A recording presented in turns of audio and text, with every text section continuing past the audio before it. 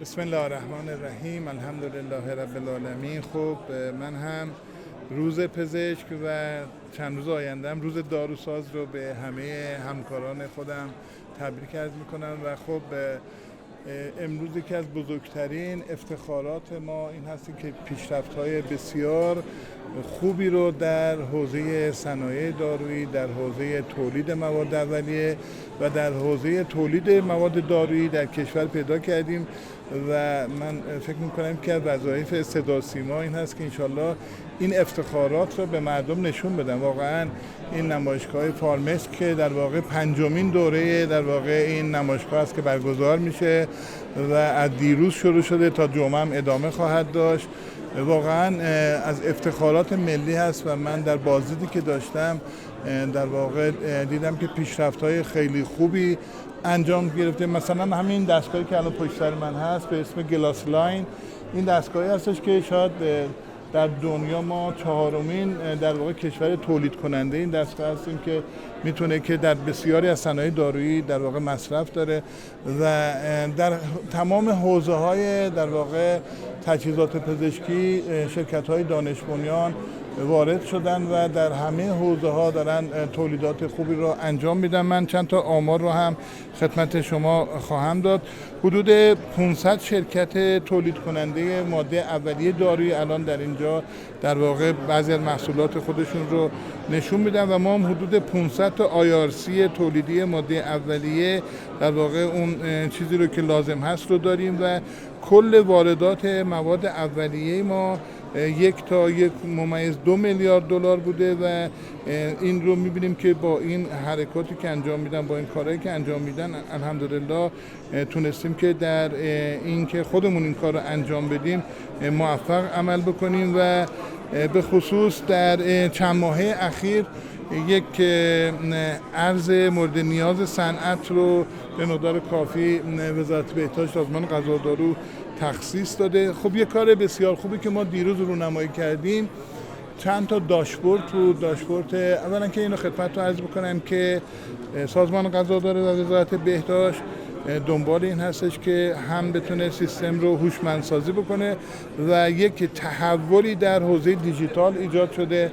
امروزه 2 داشبورد داریم. یه داشبوردهای تخصصی داریم که فقط در اختیار مدیران قرار داده میشه. تمامی اطلاعات مربوط به تولید مواد اولیه، ورود مواد اولیه، تولید دارو، نیاز به دارو، سیاست گذاری، بیماری ها در داشبورد تخصصی از دیروز در واقع افتتاح شد و یک سری داشبوردهای عمومی داریم که برای کل مردم هست که مردم اونهایی که میخوان اطلاعاتی به دست بیارن یا افرادی میخوان تو حوزه دارویی سرمایه گذاری کنن از این داشبوردها میتونن که در واقع بهره برداری کنن. خب ما با تفاهمی که با برادر عزیزم آقای دکتر علی آبادی وزیر محترم سمت در واقع داریم هستش که ما انشالله امیدواریم که بتونیم اولا در تمام استانها تولید دارو رو انجام بدیم و خب متاسفانه بعضی از استانهای ما اصلا در تولید دارو فعال نیستن و با جلسه‌ای که با استانداران محترم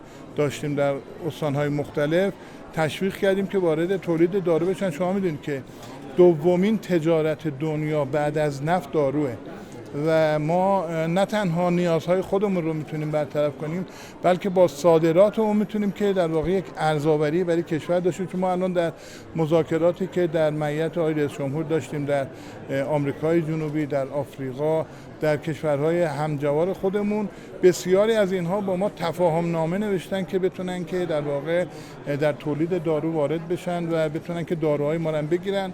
به هر حال من به دوستان خودمون در اینجا گفتم که انشالله یک وضعیت ایجاد کنن که خب سفرای محترم، دیپلماسی سلامت، افراد بیان و این دستگاه ها رو ببینن. بسیاری از دستگاه ها میتونن با دستگاه های کشور پیشرفته رقابت بکنن و این میتونه یه بازار خیلی خوبی رو برای ما ایجاد بکنه. به هر حال من جا داره که از همه دانشمندان خودمون، جوانان فعال، شرکت‌های دانش بنیان تشکر بکنم که در این حوزه‌ها وارد شدن و الحمدلله پیشرفت خیلی خوبی انجام دادن. ما آیین‌نامه‌ای رو در هیئت دولت به تصویب رسوندیم، حمایت‌هایی رو چه در جهت تسهیلات و چه در جهت پشتیبانی در هیئت دولت طبق آیین‌نامه به تصویب رسیده که انشاءالله ما سعی می‌کنیم اون رو اجرایی کنیم. آقای دکتر، با توجه به اینکه مهمترین منابعی که شما الان در دسترس دارید در حقیقت منابع انسانی هستش که توی کشور موجود هست، اخیراً شنیده میشه که خب پزشکان ما یه مقداری